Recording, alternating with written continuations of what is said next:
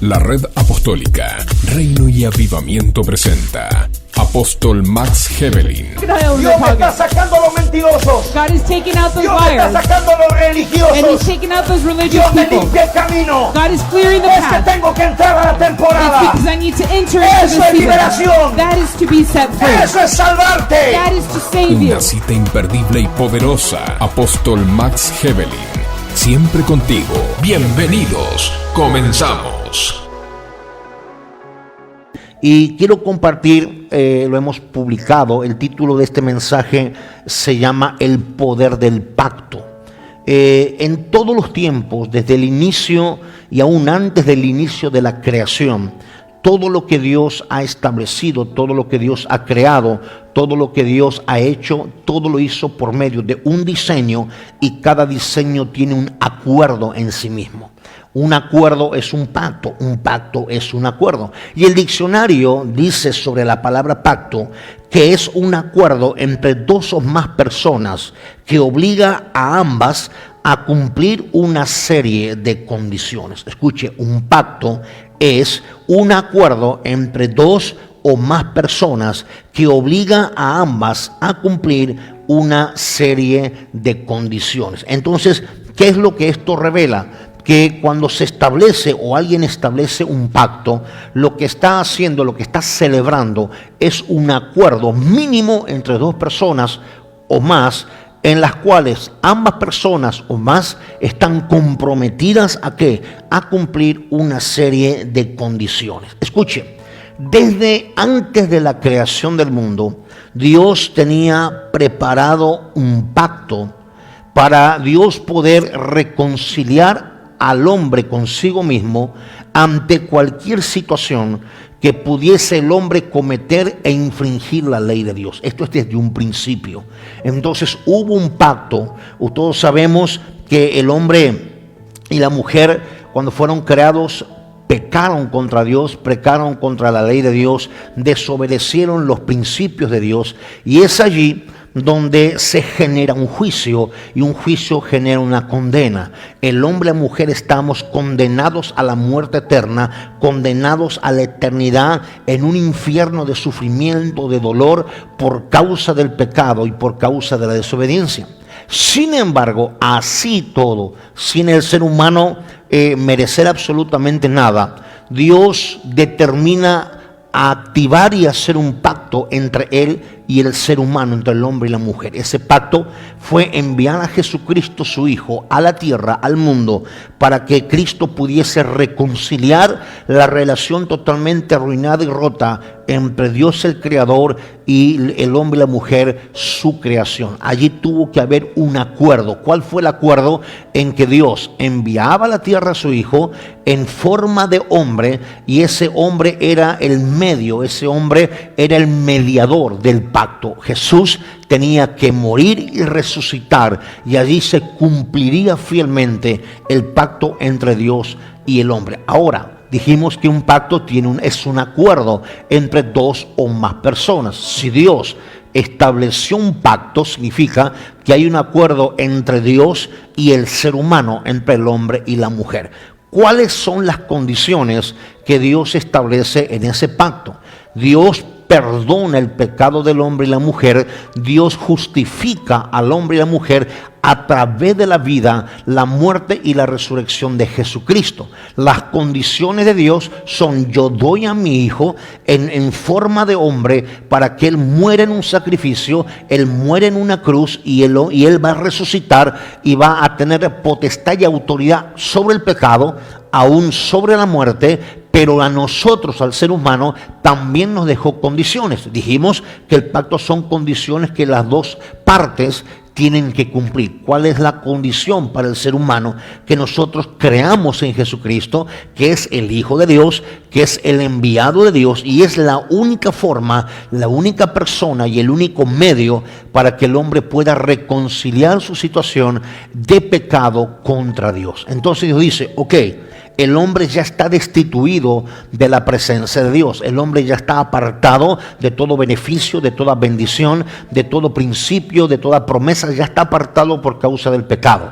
Pero Dios no se quedó con su razón, sino que Él dijo: le voy a dar una última oportunidad al hombre, y para eso lo tengo que hacer por medio de un pacto. ¿Cuál fue el pacto? Decidió Dios, el Padre, enviar a Jesucristo, su Hijo, a la tierra para que Jesucristo naciera, creciera, hiciera su ministerio, llegara el día de su muerte y al tercer día de su muerte Él resucitara. Eso es el pacto de Dios con el ser humano. Escuche, no existe ni va a existir un sacrificio mayor o un pacto mayor que el que Dios hizo con el hombre, con la vida, la muerte y la resurrección de Jesucristo. Ahora, usted y yo en la tierra podemos hacer muchos acuerdos, cumplirlos o no, podemos establecer pactos, cumplirlos o no, pero ninguno de ellos va a ser mayor que el pacto que Dios hizo con el hombre a través de la vida y la persona de Jesucristo. Nada ni nadie puede superar el pacto del derramamiento de sangre de Cristo Jesús por y en favor de los pecados del ser humano. Cuando alguien cree en Jesucristo, cuando alguien recibe a Jesucristo, lo que está haciendo es aceptar el pacto que Dios hace con el hombre. Ahora, ese pacto no solo incluye la salvación, o no solo nos exime de la condenación que dije del infierno, del juicio y condenación que nos llevaba al infierno, sino que ese pacto también contiene el estado o la vida de salud de una persona. Hoy en día estamos viviendo momentos donde un virus, el famoso coronavirus, está golpeando la salud de la gente en muchísimas partes del mundo. Entonces nosotros, los hijos de Dios, los que creemos en Él y en su palabra, podemos y debemos recurrir al poder del pacto que Dios hizo con nosotros. Entienda esto: en el pacto de Dios, con el hombre, está todo incluido lo que el ser humano necesitó, necesita y podrá llegar a necesitar. Escuche, en el pacto, en la muerte y en la resurrección de Cristo, está absolutamente todo incluido lo que hoy el mundo necesita. Ahora, ¿por qué hay tanto caos? ¿Por qué hay tanta desesperación? ¿Por qué hay tanto pánico? ¿Por qué hay tanto miedo? Porque mucha gente lastimosamente aún desconoce el pacto que Dios hizo con el ser humano. Repito, en ese acuerdo divino viene incluido todo lo que el ser humano necesita, y entre eso la salud y el bienestar de la salud de una persona. Por eso nosotros podemos orar, nosotros oramos a Dios creyendo en el poder de su sangre. ¿Cuál es la señal del pacto? No solo la persona de Jesús, sino el derramamiento de sangre que Jesús hizo en la cruz del Calvario. Cuando Cristo es crucificado y Cristo está muriéndose, Él está derramando sangre. Y la Biblia dice que tanto su cuerpo, que fue completamente latigado, fue completamente destrozado, y el derramamiento de su sangre, esas dos cosas son las que nos llevan, y su resurrección nos llevan al perdón de pecados, a la justificación de todas las obras malas que hemos hecho, y el perdón y la justificación para llegar a la vida eterna. Entonces, la señal del pacto es la sangre de Jesús, la sangre del Cordero. Esa sangre es poderosa, esa sangre es impenetrable, esa sangre nada ni nadie la puede detener, nada ni nadie la puede quebrantar. Entonces, en momentos como los que estamos viviendo, la sangre de Jesús, la sangre del Cordero, es el elemento más poderoso que el ser humano tiene, no solo los cristianos, el ser humano tiene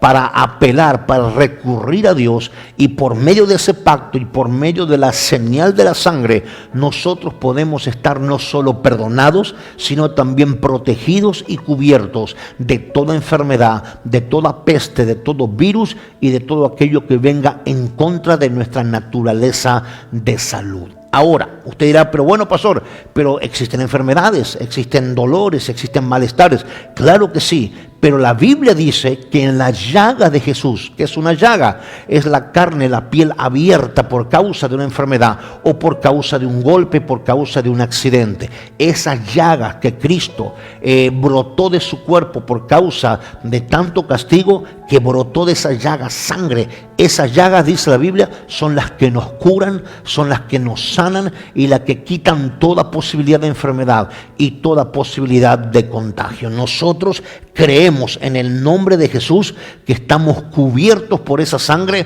protegidos obviamente de toda enfermedad, pero claro, también tenemos que poner de nuestra parte con las cuestiones preventivas y con las cuestiones de obedecer y hacer caso a lo que las autoridades en ese aspecto dicen. Voy a la palabra de Dios. El libro del Evangelio de Lucas, capítulo 22, versículos 17 al 20, dicen lo siguiente.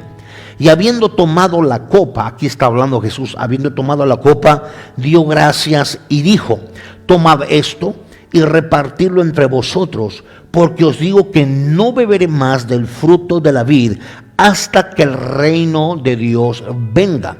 Y tomó el pan y dio gracias y lo partió y les dio diciendo: este es mi cuerpo que por vosotros es dado, haced esto en memoria de mí. De igual manera, después que hubo cenado, tomó la copa diciendo: esta es la copa del nuevo pacto en mi sangre, que por vosotros se derrama. ¿Qué es lo que esto significa y qué es lo que esto hace a favor del ser humano?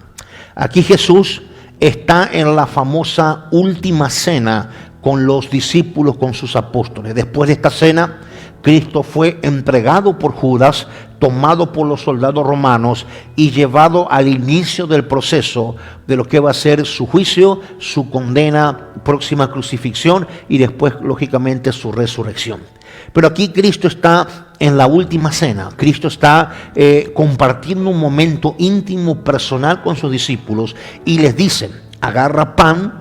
Y el pan, dice, esto simboliza, no es que el pan tenga algo en especial, sino que el pan simboliza mi cuerpo. Dice que por vosotros ha de ser partido.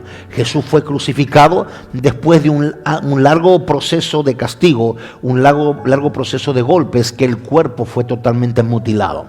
Entonces dice: este es mi cuerpo que por vosotros es partido. De igual manera tomó una copa de vino y dijo: esta copa es el nuevo pacto en mi sangre. Significa, este vino tipifica mi sangre, representa mi sangre como el nuevo pacto. O sea, no es que Cristo estaba rompiendo los principios ni la escritura del antiguo pacto o antiguo testamento. No, Él estaba diciendo: yo ahora vine a manifestar el pacto que mi Padre Dios hizo desde un principio y le pongo como señal mi sangre. Entonces representa la copa de vino, la famosa Santa Cena, representa que esa copa, la sangre del Cordero. Ahora escuche lo siguiente. ¿Por qué hablarles de este tema en este momento? Nosotros como iglesia aquí en San Diego, California, hoy vamos a repartir a los miembros los elementos de la Santa Cena. Vamos a repartir el pan en símbolo del cuerpo de Cristo y vamos a repartir el jugo de uva en símbolo de la sangre del Cordero. Jesús dijo: haced esto en memoria de mí. Por allá, por la carta a los Corintios, el apóstol Pablo dice y enseña que a él le fue revelado de que tenía que hacer la Santa Cena conforme a lo que estaba escrito que Jesús había hecho. Entonces el apóstol Pablo dice que lo hagamos en memoria de Jesús cada vez que queramos recordarlo. Pero nosotros, los hijos de Dios, usted y yo, podemos tomar la Santa Cena no en una fecha específica, no en una ocasión específica, sino cada vez que querramos recordar la muerte y la resurrección de Cristo y querramos intimar con Él. La Santa Cena fue realizada en un lugar íntimo entre Jesús y los 12 discípulos, incluido obviamente allí estaba Judas, que en poquitas horas lo iba a traicionar. Entonces, la Santa Cena es un momento íntimo, es un momento personal, es un momento de intimidad para estar en presencia de Dios y para juntos como hermanos, como familia, recordar la muerte y recordar la resurrección del Señor. Por causa de los momentos y tiempos que estamos viviendo, lo que estamos transitando, es momento donde como iglesia vamos a enviar los elementos de la Santa Cena a los congregantes. Yo quiero a todos los hijos del ministerio que están viendo y están presentes en la transmisión, invitarles y darles la indicación de hacer lo mismo. Demos la Santa Cena a la gente, enviemos los elementos, el pan y el jugo de uva, para poder celebrar familiarmente la Santa Cena en un momento y en un tiempo tan difícil como el que estamos pasando. ¿Qué vamos a hacer en sí? Tomamos la Santa Cena en memoria de Jesús, pero lo hacemos desde un concepto y un entendimiento del original de la Santa Cena. Y voy rápido con esto para dar públicamente un poquito de revelación y entendimiento de por qué en sí mismo, aparte de la indicación de Jesús y aparte de la mención del apóstol Pablo, cómo y por qué se tomaba la Santa Cena. Escuche esto: los israelitas en el tiempo antiguo, antes de Cristo, tomaban la Santa Cena porque ellos celebraban 3 bendiciones. Escuche, cuando el pueblo de Israel es sacado de tantos años de esclavitud de Egipto, ellos comenzaron a tomar la Santa Cena porque hubo una indicación de Dios en el momento en que Dios envía plagas a Egipto, y entre una de ellas es que esa plaga traería mortandad a los primogénitos varones de todas las familias. Pero Dios había dispuesto a enviar una plaga, Dios había dispuesto castigar a Egipto por causa de la opresión que tenían sobre el pueblo de Israel. Ahora, Dios habló con su pueblo, Dios habló con sus hijos y les dijo que a los hijos debían matar un cordero, dio indicaciones del cordero, que esa sangre que el cordero derramaría se apartara. La carne del cordero les mandó a comérsela, o sea, literalmente los mandó a asar esa carne y comer ese cordero completo, pero que se apartara la sangre de ese cordero, y esa sangre iba a ser puesta en los dinteles de las puertas y en los dinteles de cada ventana de las casas desde la parte de afuera. Cuando el ángel de la muerte que Dios enviara a Egipto pasara casa por casa, ese ángel tenía la orden y la indicación de matar a todo primogénito varón en cada casa. Pero si el ángel veía en los dinteles de la puerta y en los dinteles de las casas la señal de la sangre, ese ángel sobrepasaría esa casa. En otras palabras, pasaría de largo esa casa. Ahora, quiero leerles un texto bíblico sobre esto para poder darles entendimiento de qué es lo que esto significa en sus raíces, en su revelación. Libro de Éxodo capítulo 6, Éxodo capítulo 6, versículo 6. Libro de Éxodo 6, capítulo 6. Perdón, capítulo 6, versículo 6.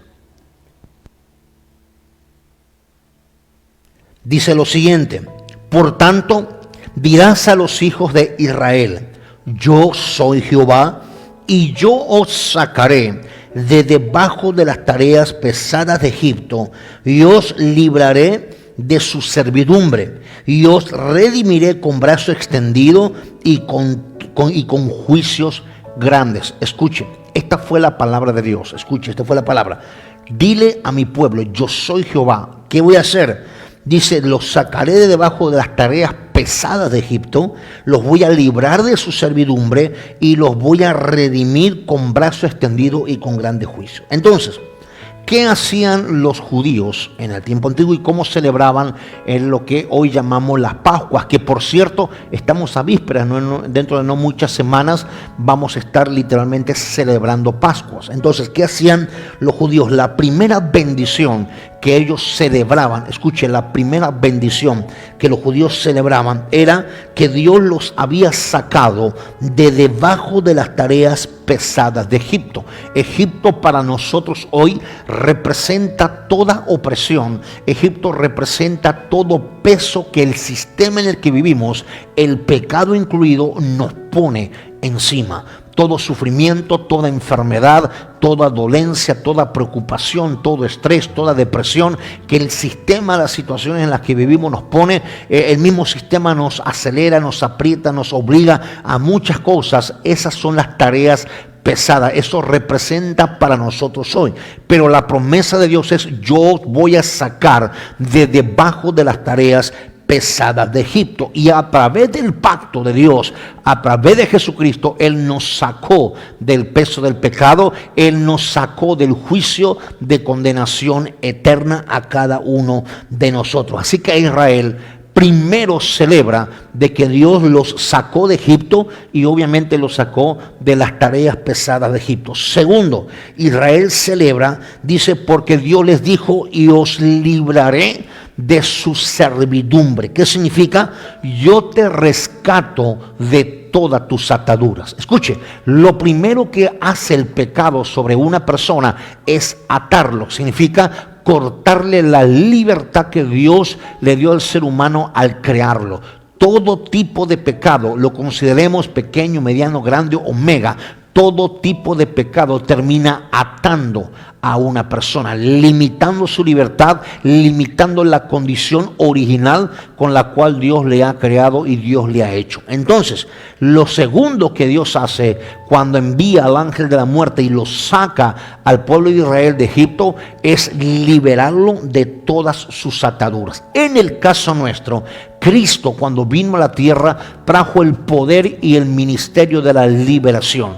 ¿Qué es eso? Exactamente lo mismo, solo que Él lo implementó y lo practicó de otra manera. La Biblia dice que Él fue ungido para dar libertad a los oprimidos. Significa que nosotros podemos disfrutar de la liberación de cualquier opresión, de cualquier espíritu de Satanás que golpee y amedrente contra nuestra vida. Entonces, cuando Israel celebraba la Santa Cena, la primera celebración por lo que lo hacía era porque habían salido de Egipto. Segundo, porque habían sido libres de todas sus ataduras. Dice, y la tercera bendición por la cual Israel celebra las Pascuas es porque Dios le dijo: y los voy a redimir con brazo extendido y con grande juicio.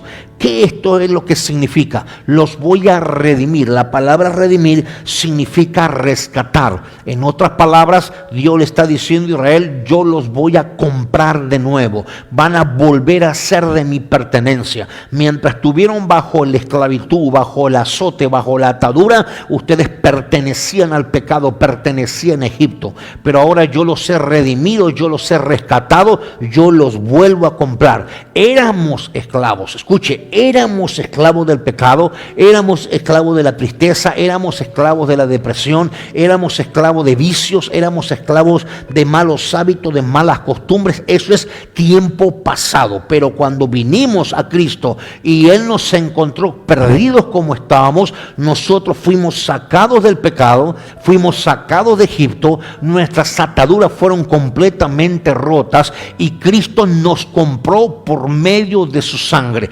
Ese precio tan alto pagado con la vida y la sangre de Cristo es el precio por el cual usted y yo fuimos comprados, y por el mismo precio usted y yo fuimos sanados de toda enfermedad, de toda dolencia y de todo lo que pueda atar la vida de una persona. Entonces, nosotros ¿qué podemos hacer? Escucho, siente, ¿qué podemos hacer? Nosotros debemos de ser agradecidos con Dios por el pacto con Cristo a través de su sangre. Escuche, cuando nosotros hablamos y creemos la sangre de Cristo, esa sangre se activa y tiene poder sobre la vida de nosotros. En nosotros, escuche, en la sangre de Cristo, en nosotros hay protección de enfermedad, de todo coronavirus, de toda peste que ande dando vuelta. Por causa de la sangre, usted y yo vamos a estar protegidos. Usted y yo no vamos a contagiarnos. Usted y yo, en nuestra familia, en nuestros hogares, van a estar cubiertos completamente por medio de la sangre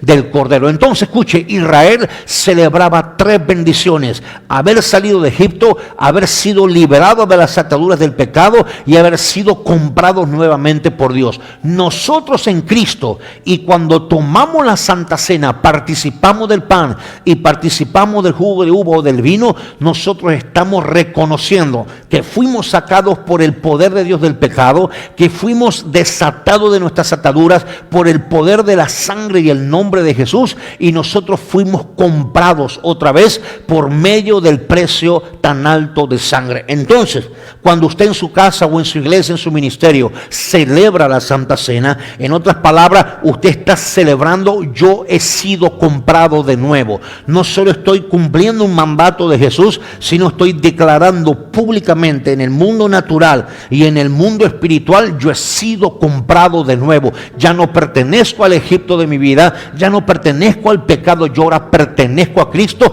El precio de sangre compró mi vida otra vez y yo soy completamente libre. Alguien que diga amén por allá, en su casa, en su país, alguien de gloria y honra al Señor. Por eso la iglesia cristiana, los hijos de Dios, celebramos la Santa Cena. No lo hacemos como un ritual, no lo hacemos para una liturgia. Lamentablemente muchas iglesias, muchas instituciones tienen fechas específicas, acontecimientos específicos para la Santa Cena. Los que entendemos la revelación de esto, entendemos que no hay una fecha especial solo para agradecer a Dios por semejante sacrificio y semejante compra que Él hizo de nuestra vida, salvándonos del pecado y salvándonos del juicio eterno, sino que todos los días podemos recordar la muerte y la resurrección de Cristo y podemos participar y celebrar la Santa Cena. Gloria a Dios. Ahora, tenemos que renovar en estos tiempos difíciles, tenemos que renovar nuestro pacto con Dios. Escuche,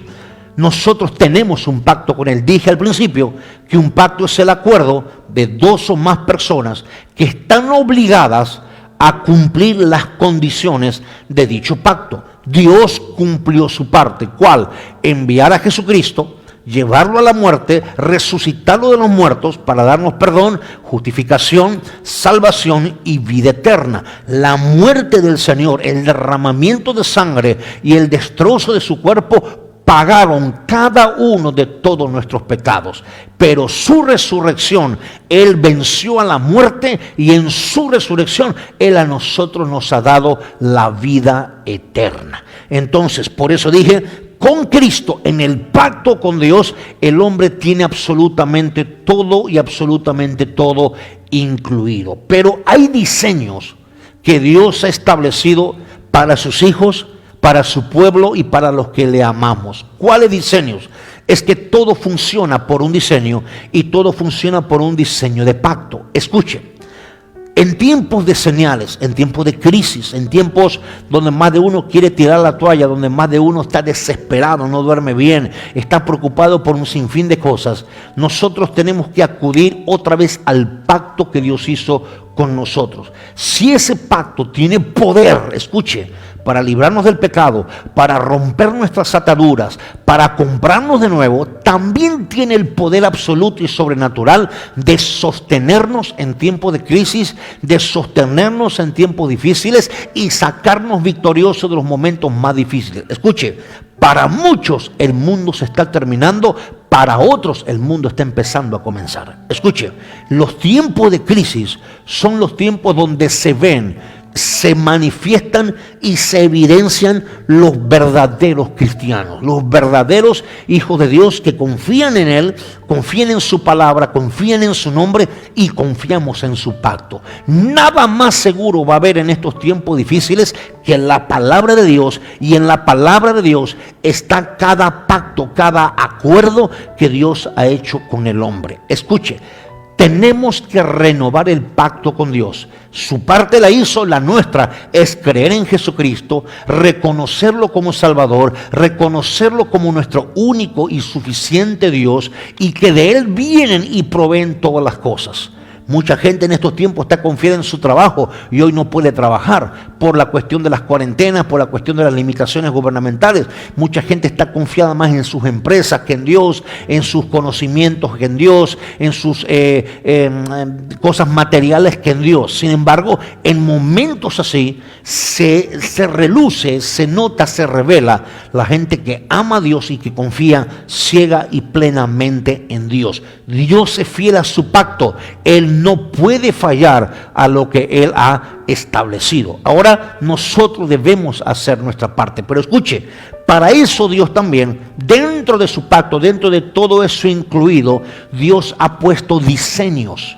Y dentro de esos tantos infinitos diseños que están plasmados desde Génesis a Apocalipsis en su palabra, también está el diseño de protección y de cobertura. Escuche esto. Si usted tiene un verdadero pacto con Dios, entonces usted puede manifestar un compromiso de pacto con la autoridad que usted tiene. Hay muchas personas viéndonos en este momento, algunos representan a distintos ministerios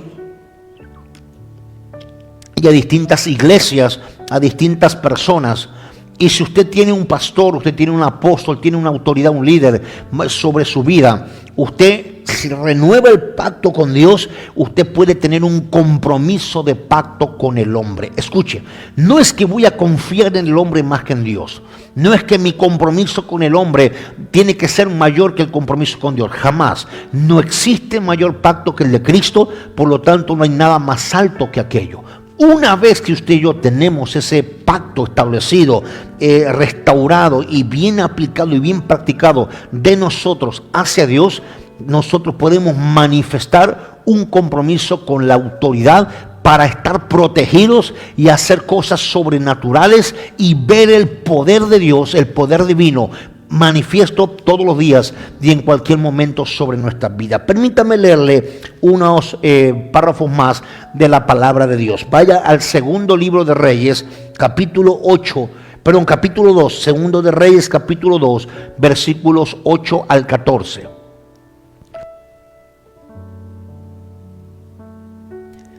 Y la palabra de Dios dice lo siguiente: tomando entonces Elías su manto, lo dobló y golpeó las aguas, las cuales se apartaron a uno y a otro lado, y pasaron ambos por seco. Aquí está Elías y Eliseo.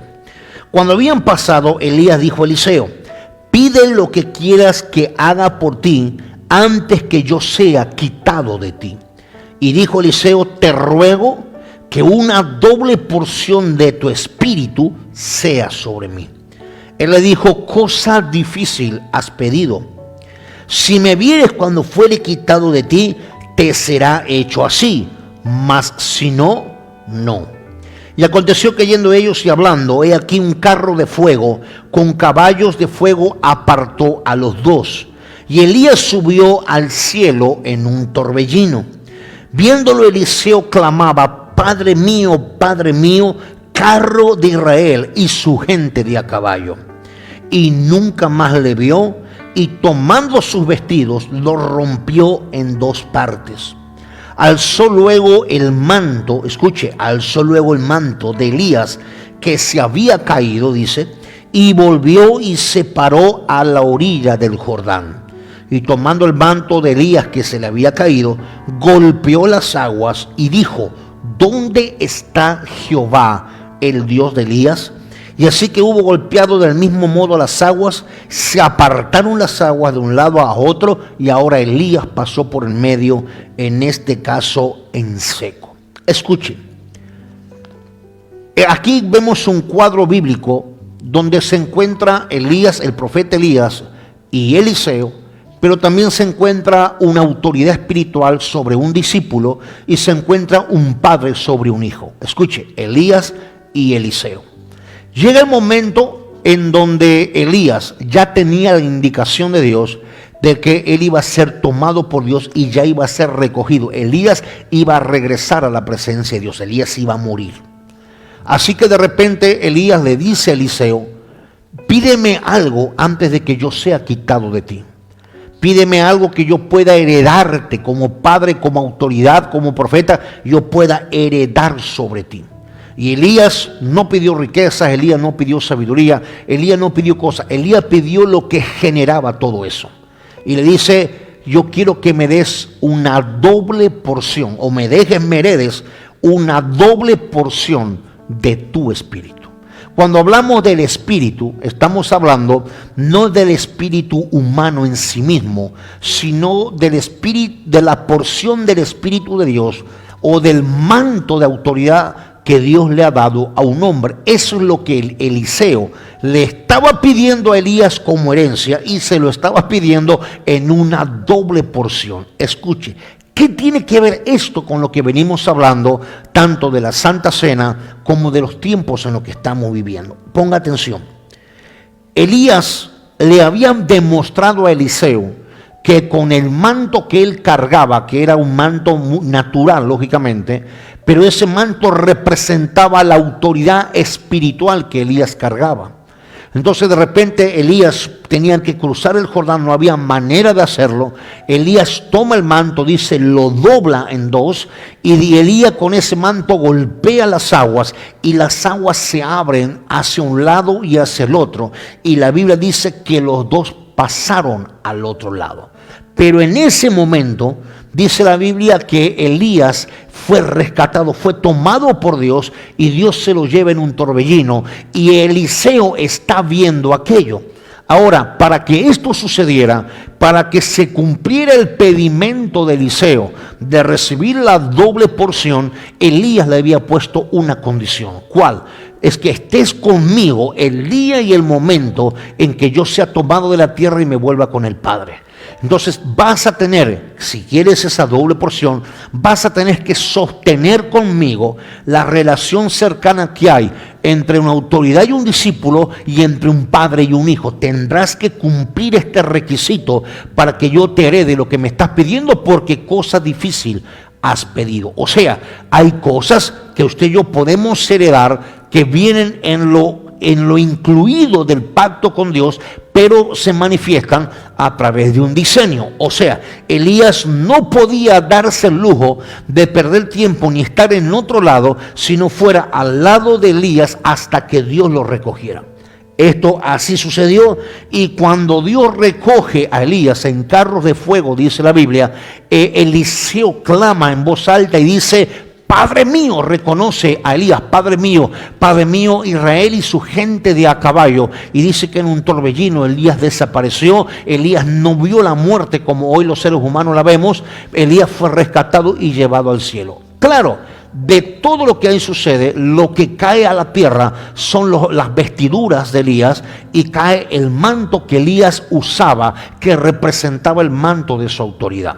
Eliseo sabía que con ese manto se podían provocar cualquier cosa sobrenatural, porque la condición que Elías le había dado para transferirle el manto de poder y de autoridad era que Eliseo esté el día y la hora en que Elías le fuera quitado. Esto sucedió exactamente así.